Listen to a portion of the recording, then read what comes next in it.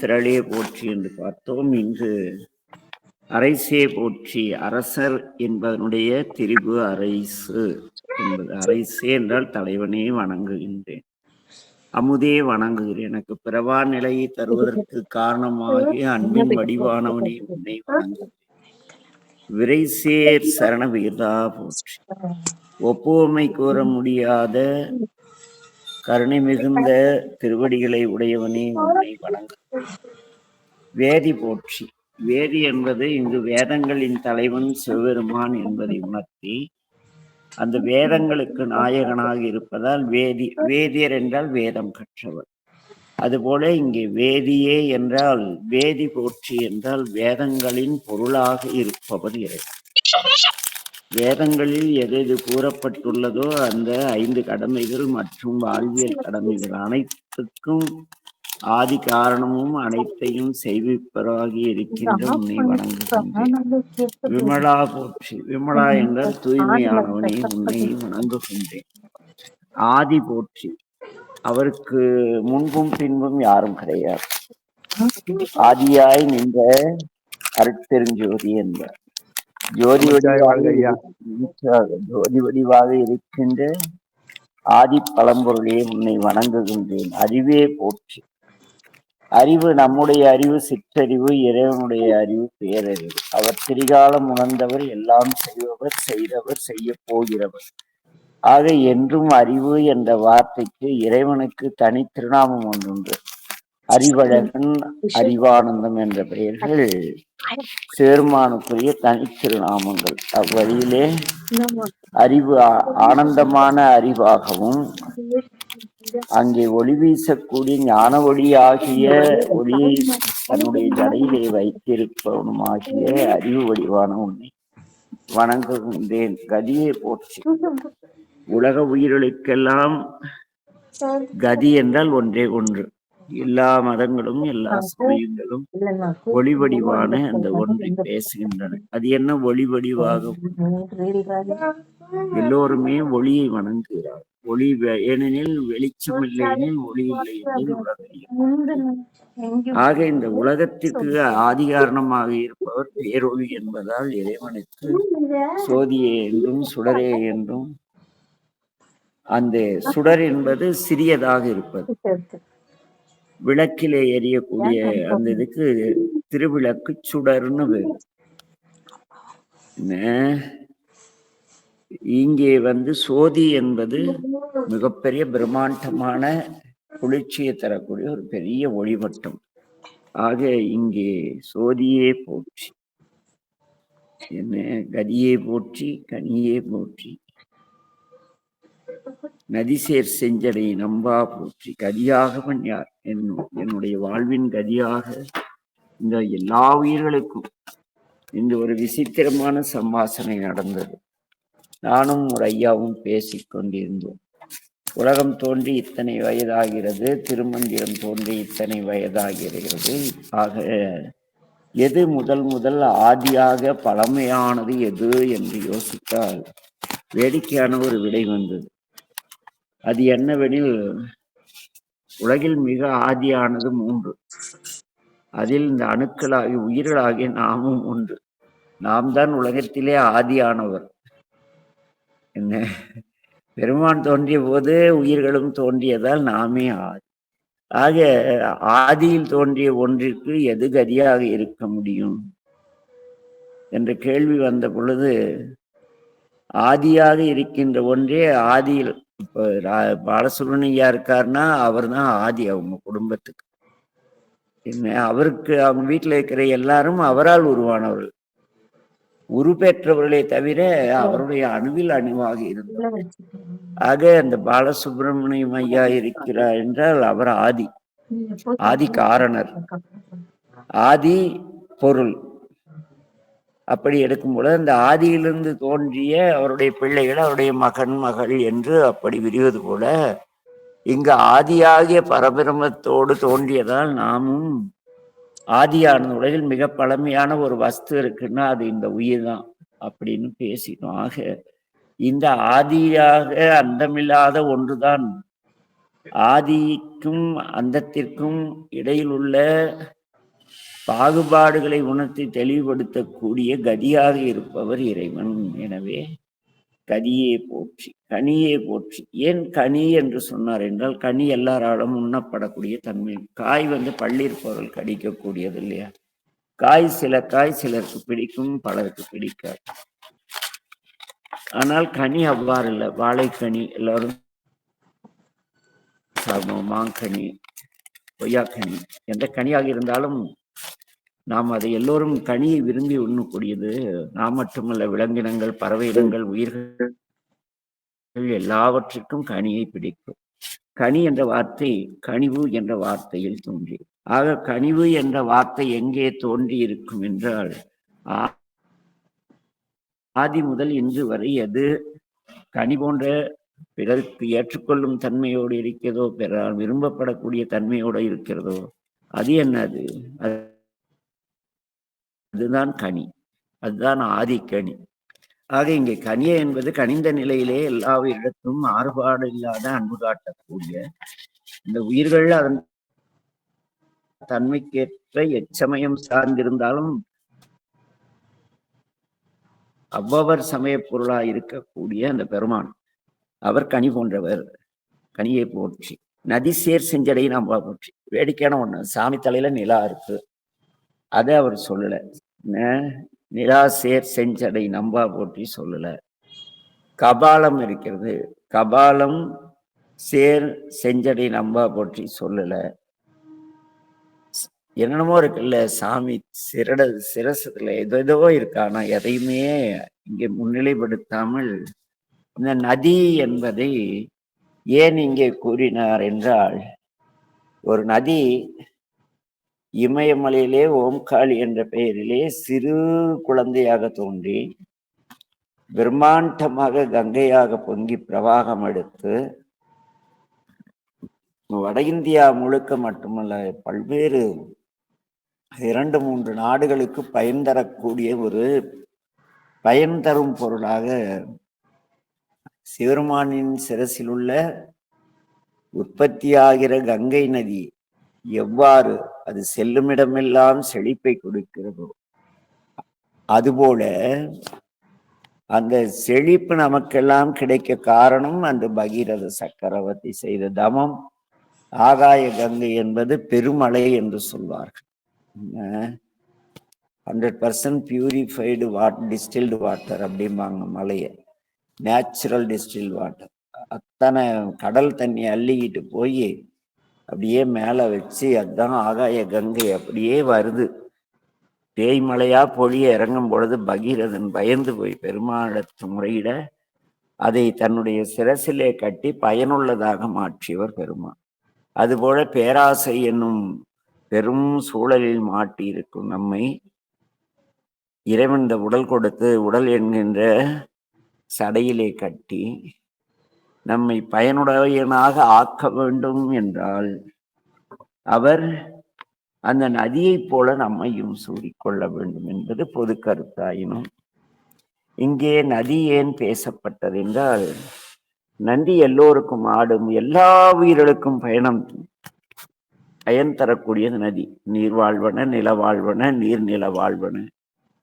அதை தாண்டி எவ்வளவோ இல்ல, நீரின்றி அமையாது உலகும்பாங்க.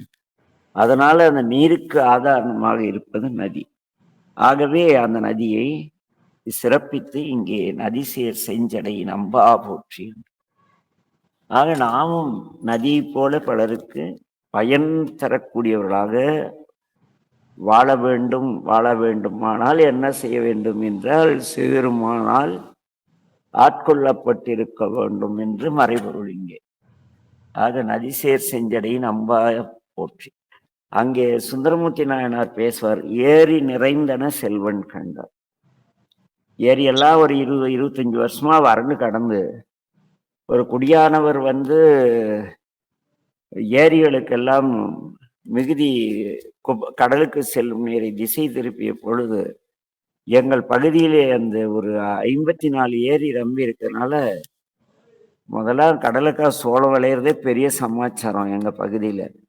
இன்னைக்கு பார்த்தீங்களா, செந்நெல்லும் கரும்பும் விளையுது. ஆக அங்கே ஏரி நிறைஞ்சிட்டா நிலத்தடி நீர் மேம்படும். அந்த நிலத்தடி நீர் மேம்பட்டால் எல்லா கிணறும் நிரம்பி வழியும். அப்பொழுது விவசாயம் செழிக்கும். விவசாயம் செழித்தால் நாடு செழிக்கும். இதை அப்படியே கவனித்த சுந்தரமூர்த்தியார் பேசுவார். சுந்தரமூர்த்தி நாயனார் இறைவனுடைய சிறப்பை பேசும்போது அவரும் பேசுவார். நாவுக்கரசடியிலும் ஒரு இடத்தில் கூறுவார், ஏரி நிறைந்தன செல்வன் கண்டார். நாவுக்கரசன் அதே வார்த்தை யூஸ் பண்ணி உபயோகிச்சிருப்பார். இங்கே மணிவாசகம் என்ன சொல்கிறது? அவர் இருந்த இடத்தில் இருந்து கொண்டு எல்லா நிலத்தின் உள்ளே புகுந்து அந்த நீர் பயன் தருவது போல இறைவன் தான் இருந்த இடத்தில் இருந்து கொண்டு நம் எல்லோருக்குள்ளும் கலந்து ஆன்ம பக்குவத்தை தருவது போல சுந்தரமூர்த்தி நாயனார் ஓமேயம் பட்னி பாடுகிறார். இவரை நீங்கள் இருந்து எந்த இடத்தில் இருந்தாலும் நதி உங்கள் மேட்டூர் எங்க குடகளை தோன்ற நதி மேட்டூர்ல வந்து எங்களுக்கு பயன் தந்து எங்க இருக்கிற கெமிக்கல் எல்லாம் அந்த தண்ணி போய் என்ன தண்ணியுடைய தனித்தன்மையை கெடுத்து அரை விஷமாக்கி அதையெல்லாம் அப்படியே காவிரியில வந்தா அப்படியே நெடுவு மணல் ஜல்லி அது இதுன்னு போட்டு அடிச்சுட்டு வந்து என்ன நீங்க வாட்டர் பியூரிங் சிஸ்டத்துல மணல் முக்கியமான இடம் பெறும். அப்படியே அந்த திருச்சிக்குள்ள நுழையிறக்குள்ள எங்க ஊர்ல வெறும் பாறையா தான் இருக்கும் காவிரி நதி. எங்க அதாவது எது வரைக்கும்னா கொடுமுடி வரைக்கும் பெரும்பாலும் பாறையா தான் இருக்கும். பாறை அப்புறம் அப்படியே வந்தா அங்க நாமக்கல் தாண்டி சோழசிராமணின்னு ஒரு இடம் இருக்கு. அந்த இடத்துக்கு வந்த உடனே கொஞ்சம் பாறைகள் குறைந்து மணல் வந்துடும். அதுக்கு அந்தாட்ட நீங்க தஞ்சையெல்லாம் பார்த்தா பாறையே இருக்காது. எல்லாம் அப்படியே விஷத்தன்மையெல்லாம் அந்த மணல் உறிஞ்சி நல்ல நீரா சோழ மண்டலம் மட்டுமா அடையப்பா எவ்வளவு பகுதி இல்லை. அந்த பக்கம் பாலாறு அதுவும் அப்படித்தான். எல்லா நதிகளும் என்ன பண்ணுது? அது போய் குணப்படுத்து, எல்லாத்தையும் வளப்படுத்து. அது போல இங்கே இறைவன் தேடி வந்து ஒவ்வொரு உயிருக்குள்ளும் புகுந்து உயிர்களை பக்குவப்படுத்தி கனிவிப்பதால் அவர் அங்கே சிறப்பாக நதிசேர் செஞ்சடை நம்பா போற்றி என்று பேசினார். அடுத்து உடையாய் போற்றி. அது என்ன உடையாய்? நம்ம ஆளுங்க இந்த பொருள் மாறுபடும் வண்ணம் பதம் பிரிச்சிருப்பாங்க. ரொம்ப ஒரு வெக்கக்கேடான விஷயம். முட்டாள்கள் எல்லாம் வந்து திருவாசகத்தையும் திருமந்திரத்தையும் அந்த பதம் எல்லோரும் படிக்க வேண்டும் என்ற ஒரு ஆசை அப்படின்னு சொல்றாங்க. எல்லோரும் படிக்க வேண்டியதுதான், ஆனால் பிழையாக படிக்க கூடாது அல்லவா? அப்படி மிக பிழையாக நிறைய வார்த்தைகளை வந்து பதம் பிரித்திருக்கிறார்கள். சமீபத்தில் ஒரு திருவாசகம் வந்து பவானி சார்ந்த அன்பர்கள் வெளியிட்ட ஒரு திருவாசகம் பார்த்தேன். அதிலே பார்த்தீர்கள் என்றால் பதம் கேவலமாக பிரித்திருப்பார்கள். எப்படி? ஏன்னா அவங்க யாரும் பெரிய தமிழ் பண்டிட்ஸ் அப்படிலாம் கிடையாது. சாதாரண ஆட்கள், விதி பயனால் தமிழ் கற்றவர்கள், வாழ்வியலுக்காக தமிழை விற்பவர்கள். அவர்கள் வந்து அந்த பதம் பிரித்து போடும் பொழுது சரியான கொலை செய்திருந்தார்கள். என்ன, அந்த சிவராணம் படிக்கும் பொழுது அரை உயிர் போயிடுச்சு. ஏன்னா அங்க நோக்கு அரிய நோக்கே போற்றி அது மாதிரி இருக்குது இல்லையா? அதையெல்லாம் அந்த பதம் விரிக்கும் பொழுது ஆர் விகுதியை தனியா பிரிச்சு பிரிச்சு பொருள் நிறங்கள் ஓர் ஐந்துடையாய் அதெல்லாம் கூட ஏத்துக்கலாம். ஆனா ஆடு பாம்பு அது அரைக்கசைத்த அழகனை, ஆடு பாம்பது அரைக்கசைத்த அழகுன்னா ஆடுகின்ற பாம்பை அறையில் அணிந்த அழகன் என்று பொருள். இவங்க ஆடு கம்மா என்ன, ஆடு பாம்பு அது அரைக்கசைத்த அழகனேன்னு போட்டாங்க. ஆடு எங்கடா சாமி இடுப்புல கட்டியிருக்காரு, தேடுனா சாமி இடுப்புல ஆட்டை காணும். அவரு ஆடு எங்க, ஆடு பாம்பு எல்லாம் இடுப்புல, பாம்பு அறையில கட்டியிருக்காரு. அதுனா பேய் எப்படின்னு. அப்ப இங்க என்னன்னா பொருள் பிரிக்கும் பொழுது, பொருள் பேசும் பொழுது நீங்கள் அந்த பாடல் வரிகளை பதம் பிரித்து பிரித்து பிரித்து படுகொலை செய்திருந்தார்கள். என்ன, தாலி அருகின் தாராய் கம கம கம கம நெட்டுவனும் கம்மா. ஐயோ, படிச்சுட்டு ஏண்டா இத படிச்சோன்னு ஆயிப்போச்சு. ஏன்னா பதம் நீங்கள் பாடும் பொழுது சீர் ஒழுங்காக பிரிக்கப்படவில்லை எனில் நீங்கள் அந்த பாடலை தெளிவாக படிக்க முடியாது. அவருடைய பொருள் மாறுபட்டுத்தான் படிக்க முடியும். ஆக அவ்வாறு பல்வேறு பிழைகள். ஆக எந்த பிழை செய்தாலும் மிக அழகா பேசுவார். ஏது பிழை செய்தாலும் என் பிழைக்கு இறங்கி தீது புரியாத தெய்வமே நீ பேசு என்பார்.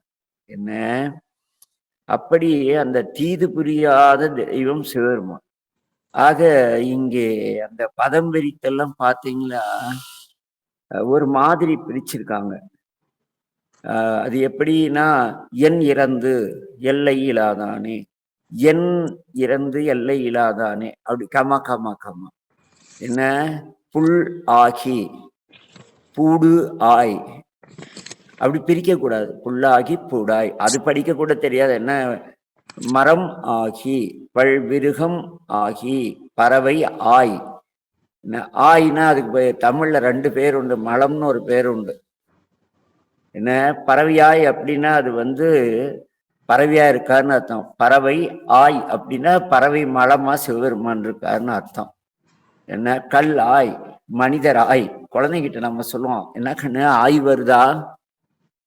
எவ்வளவு கேவலமா சிவபுராணத்துக்கு பொருள் பிரிச்சு சிவபுராணத்தை பதம் பிரிச்சிருக்கானுங்க. நேற்று படிச்சுட்டு செத்து போயிட்டேன். மனிதர் ஆய், மனிதராய் அப்படி படிக்க முடியாது. என்ன மனிதராய்னா அது மனிதர்களாகன்னு பொருள். மனிதர் ஆய் பிரிச்சா மனிதருடைய மலம். பேய் ஆய், கணங்கள் ஆய், முனிவர் ஆய், தேவர் ஆய், இப்படி அப்படியே திருமுறை அப்படி திருவாசகத்தை கொன்னு கொன்னு கொன்னு கொன்னு பொருளை மாற்றி புதைச்சிருந்தாங்க. வருத்தமா இருக்கு. ஏன்னா நம்ம மொதமா படிக்க வர்றவன் தப்பு தப்பால பொருள் புரிஞ்சுக்குவாங்க. ஆக இங்கே ஒரே ஒரு தைரியம் என்னன்னா, ஏது பிழை செய்தாலும் என் பிழைக்கு இறங்கி தீது புரியாத தெய்வம் இறைவன். அதனால நான் எப்படி வேணாலும் எதை வேணாலும் பிரிச்சு கொலை பண்ணலாம். என்ன ஏன்னா நம்ம படிக்கிறவங்க எல்லாம் புதுசா படிக்கிறோம். படிக்கிறவங்களுக்கு என்னடா பறவை ஆய். எனக்கே படிச்சேன் நேத்து. அந்த சிவபுராணம் தமிழ் முறை வழிபாடு தொடங்கியதுல பறவை, அந்த அம்மா படிக்கல. பறவை ஆய், பாம்பு ஆய், மனிதர்கள் ஆய், அப்படி படிக்கக்குள்ள அருவருப்பா இருந்தது. இப்படியா பொருள் பிரிக்கிறது? என்ன ஆக எதுக்கு சொல்றேன்னா, சைவத்தை காப்பாற்ற நினைச்சு திருமுறைகளை கொல்லக்கூடாது. ஆக அப்படி கொலை செய்தாலும் என்ன செய்வார்?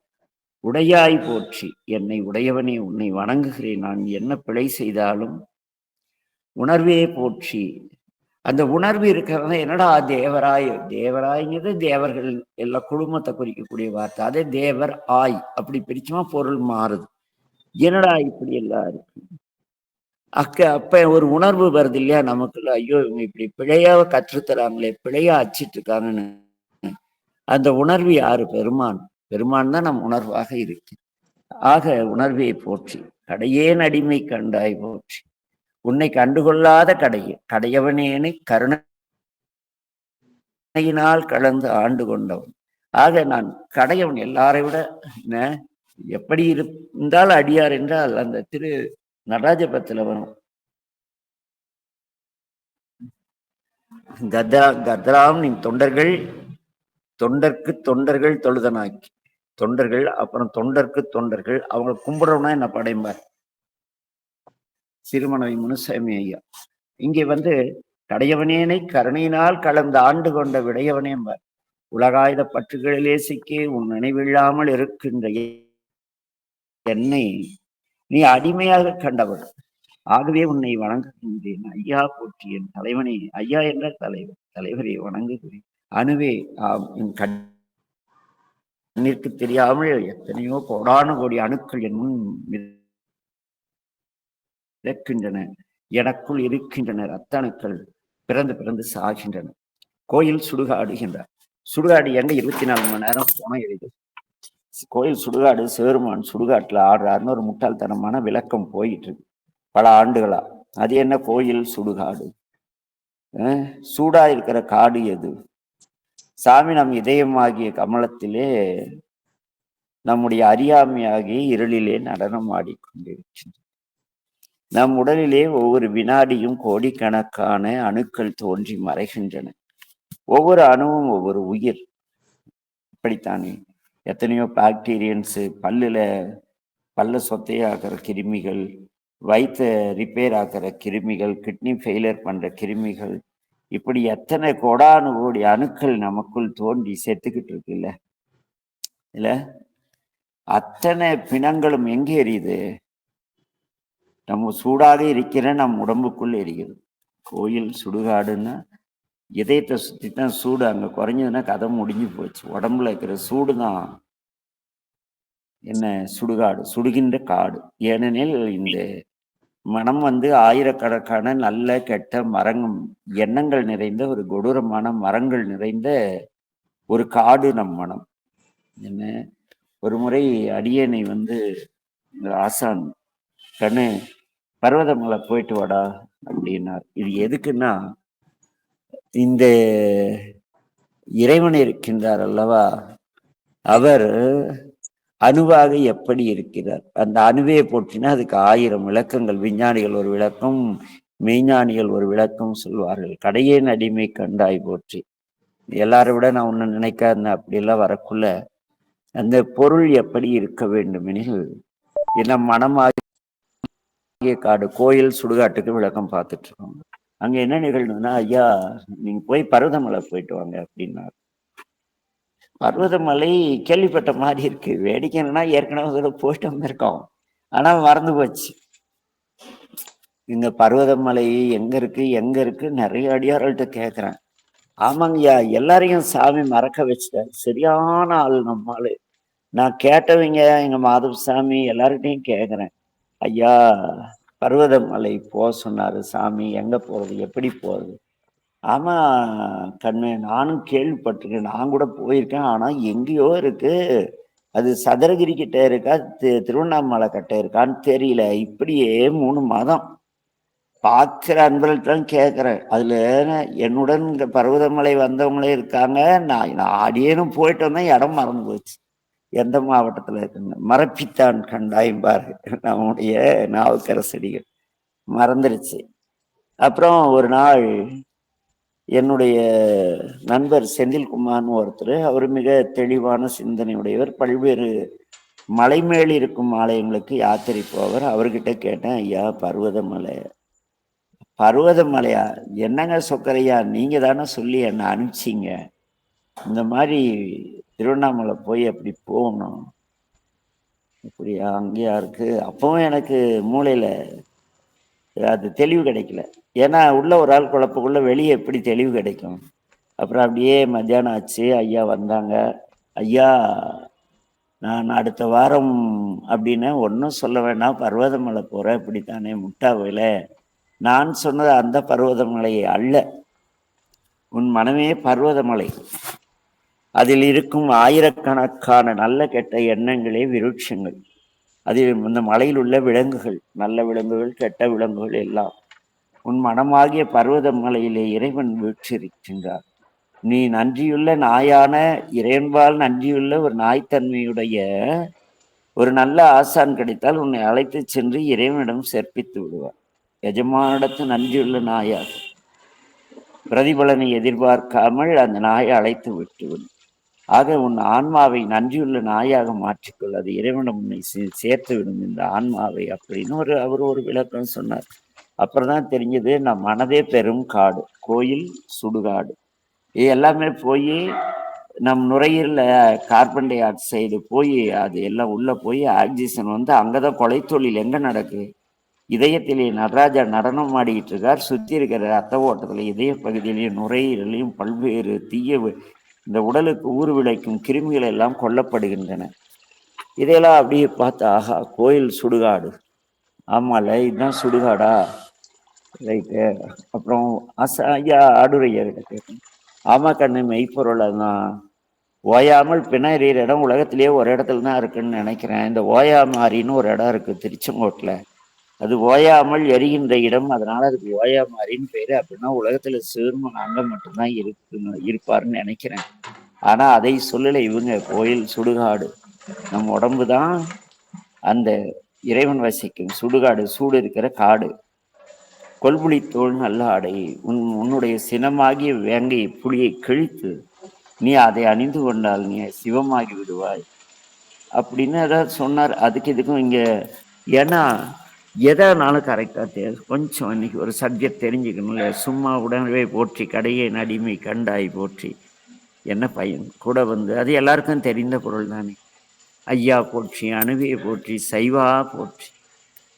இங்கே சைவம் என்பது என்ன எல்லாருக்கும் தெரியும். நம் குழுவுக்குங்களா 5 கடமைகள்.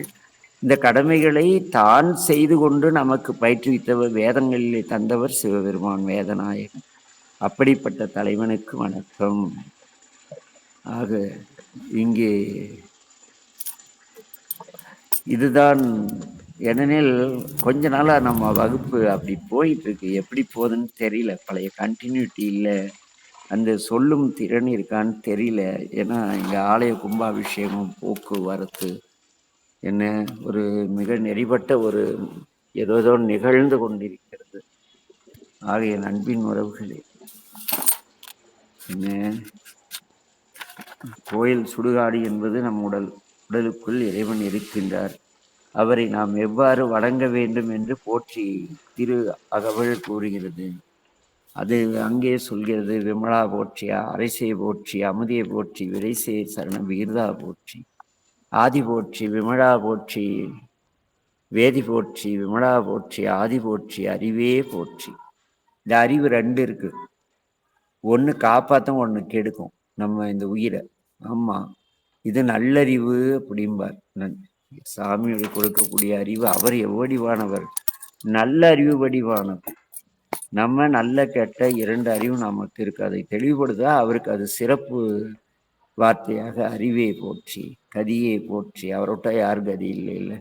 கனியே போற்றி, நதி சேர் செஞ்சடை நம்பா போற்றி, உடையாய் போற்றி, உணர்வே போற்றி, கடையேன் அடிமை கண்டாய் போற்றி, ஐய போற்றி, அணுவே போற்றி, சைவா போற்றி, தலைவா போற்றி என்று கூறி இறைவனை வணங்கி நிறைவு செய்கின்றோம்.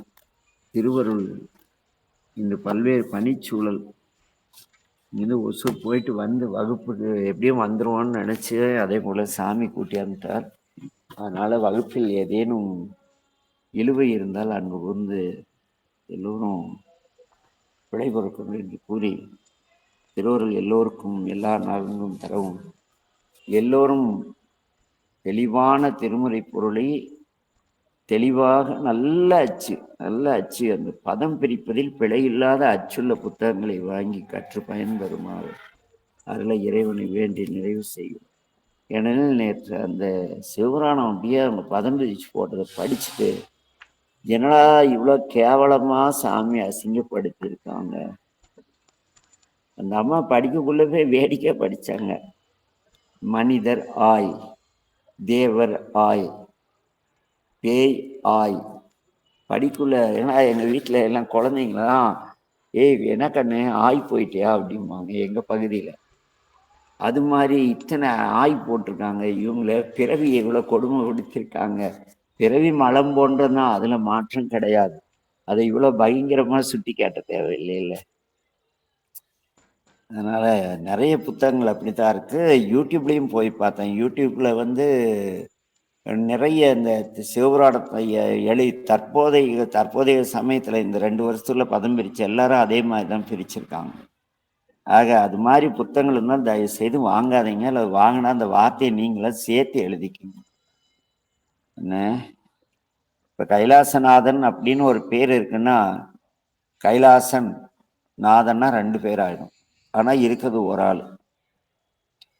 பாலசுப்ரமணியன், பாலா அப்படின்னா ஒரு பேர், சுப்பிரமணியன்னா ஒரு பேர் இல்லையா? அப்போ அது பதம் பிரிக்கும் பொழுது 1 2 ஆயிடுது. அங்கே ஒரு பொருள் 2 பொருளாக மாறுது. அதனால எதை படித்தாலும் தெளிந்து படிக்க திருவருளை பிரார்த்தனை நிறைவு செய்கிறோம். நமச்சிவாய. நான் சில குறிப்பிடக்கூடாதுன்னு சொன்னேன், ஆனால் நினைக்கிறேன். ஏன்னா அது எனக்கு தேவையில்லாது. இருந்தாலும் இவங்க கொடுக்குற புத்தகங்களில் பதத்தை கத்துக்குட்டித்தனமாக பிரித்து பொருளையே மாற்றிடுறாங்க. என்னென்ன மணிவாசம் சொல்ல வந்ததோ அந்த பொருளை அப்படியே சாகடிக்கிறாங்க. அது கொஞ்சம் ஒவ்வாமையினால் அதை சுட்டிக்காட்ட வேண்டி நேர்ந்தது கைலாஸ். மற்றபடி ஒன்றும் இல்லை. நமச்சிவாய வாழ்க. எல்லா உயிர்களும் இன்புற்று வாழ்க. திருச்சிற்றம்பலம். நமச்சிவாய வாழ்க ஐயா. நமச்சிவாய வாழ்க ஐயா. நமச்சிவாய வாழ்க. நமச்சிவாய வாழ்கம்மா. நமச்சிவாய வாழ்க. நமச்சிவாய வாழ்கம்மா. ஐயா நமச்சிவாய வாழ்க ஐயா. நமச்சிவாய வாழ்க லோகநாதன் ஐயா.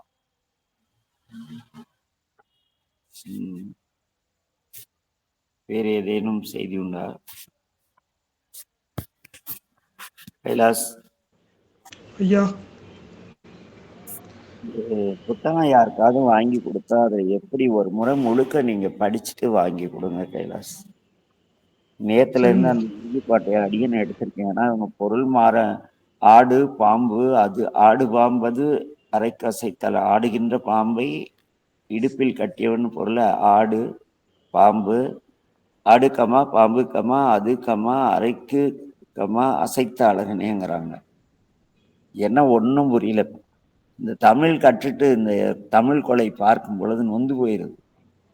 ஆடு பாம்பது அரைக்க செய்த அழகனே அப்படி பாடுத. ஆடு பாம்பு அது அரைக்கு அசைத்த அழகனே. என்ன அது காமெடி அல்ல? தமிழை கொள்ள வேண்டிதான். நீங்க தமிழ் படிக்காத இருந்தாலே பரவாயில்லையா? தமிழ் வாழ்ந்துட்டு இருக்கோம், தமிழ் நிலை மாறாம.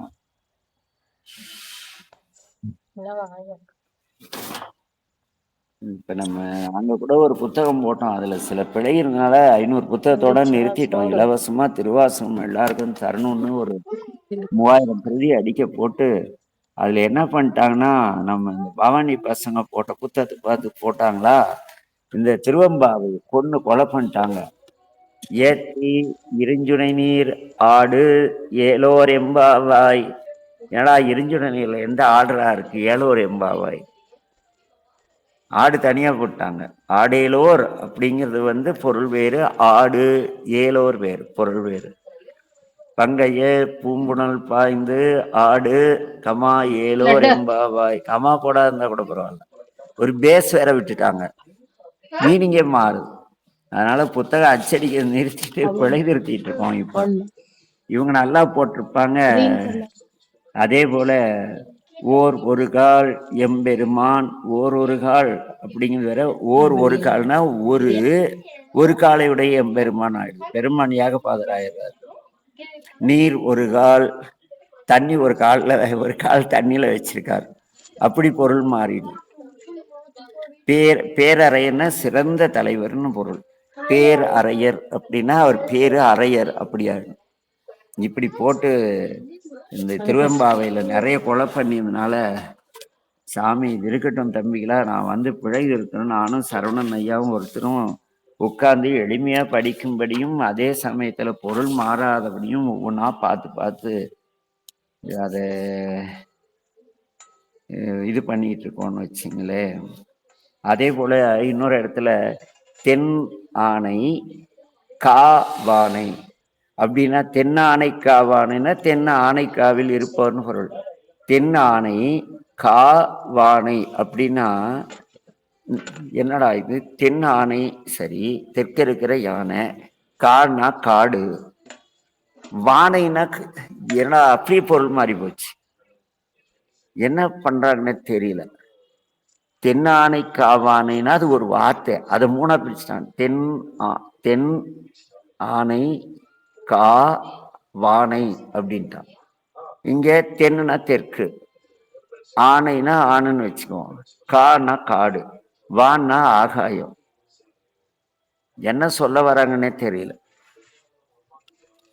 எல்லாம் பார்த்துட்டு தான் சரி, நம்மளும் இப்படி போட்டு எச்சன் தலையறிந்து அந்தரமே செல்லும் அலர்கதிரோன் பல் தகர்த்த இறைவன். நம்ம பல்லு ஏற்கனவே இருக்கிறத கொஞ்சம் பல்லு தான், அதையும் தகர்த்துட்டா என்ன பண்ணான்னு பயத்துல பிழை திருத்திட்டு இருக்கோம். சரி கண்ணு, இறையர்களால் எல்லாம் சிவன் செயல். ஏன்னா ஒரு நெகட்டிவ் இருந்தாதான் சரியா கொண்டு போக ஒரு பாசிட்டிவ் தேடுவோம். அதுக்காக இல்லைன்னா சுட்டி காட்ட மாட்டேன். யாரோ எப்படியோ படிச்சுட்டே கடை கட்டு போங்க அப்படின்னு நினைக்கிறதுக்கு சொக்க தேவையில்லை கைலாஸ். நிச்சயமா நிச்சயமா ஐயா. சொக்க தேவையில்லைன்னா சொக்க எஸ்கேப். நம்ம அதுக்குதான் நேரங்காலம் பார்க்குறோம். விட்டா ஓடி விடும். இதெல்லாம் நமக்கு ஒத்து வராது. நம்ம சிவனேன்னு இன்னும் கொஞ்ச நாள் எப்படியும் ஒரு சாமி சில காலக்கெடு எல்லாம் கொடுத்துருக்காரு. உடம்பும் அவ்வளோ ஒன்றும் பெரிய ஒத்துழைப்புல இல்லை. இருந்தாலும் குருஞான சம்பந்தருடைய அருளாணையை ஏற்று அப்படியே போய்கிட்டு இருக்கு. அதனால எல்லாம் நல்லா இருக்கு. எதை கற்றாலும் ஒரு நூல் யாருக்காவது வாங்கி கொடுக்குறீங்கன்னா அந்த திருமுறை நீங்க ஃபர்ஸ்ட் ஒரு புத்தகம் வாங்கி படிங்க. சொற்கொலை பொருட்கு அந்த இதுல சொல்லுவாங்கல்ல படத்துல, சொல்லில் குற்றம் இருந்தால் மன்னிக்கலாம், பொருளில் குற்றம் இருக்கக்கூடாதுன்னு வரல நக்கீரர் அந்த சினிமா படத்துல. ஆமா ஆமாங்க ஐயா. அப்ப இங்க பொருளே மாறுதில்லை. கொண்டு வாழதாங்க ஐயா விஷயமே முடிஞ்சு. என்ன கண்ணு? கண்ணகி கொண்டு வாழதானே முடிஞ்சு. ஆமா, கொலையே நடந்ததுல கண்டிப்பா. மதுரையே அதனாலதாங்க சொல்றியா?